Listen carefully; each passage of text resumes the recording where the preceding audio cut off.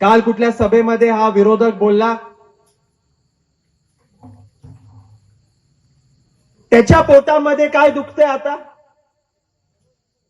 की या जिल्ह्यामधल्या लाखो रुग्ण जे मुंबईच्या हॉस्पिटलमध्ये त्यांचा मोफत उपचार झालेला आहे, हे त्याच्या पोटामध्ये दुखायला लागले.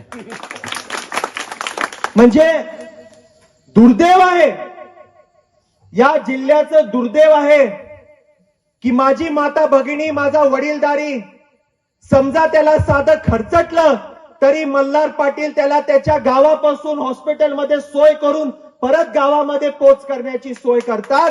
हे यांच्या पोटात दुखतं. काहीतरी 4,000 पेशंटचे 18-17 कोटी रुपये घेतले म्हणतो. अरे मल्हार पाटलानं 1,05,000 रुग्णांची सोय केलेली आहे, मोफत शस्त्रक्रिया केली आहे. तू काय 4-5 हजाराचं बोलत बसलायस?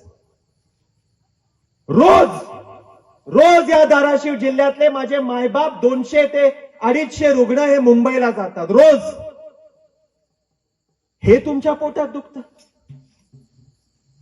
हे पोटात दुखतं. हे नाळ हे पद्मसिंह पाटलांच्या कुटुंबाचा आपल्या जनतेसोबत आहे.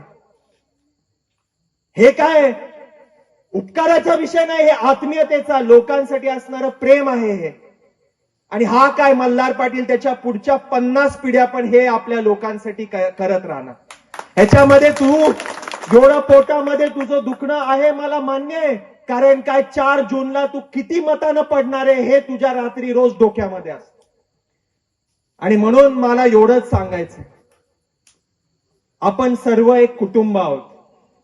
आपली ताकद आज खूप वाढतीये.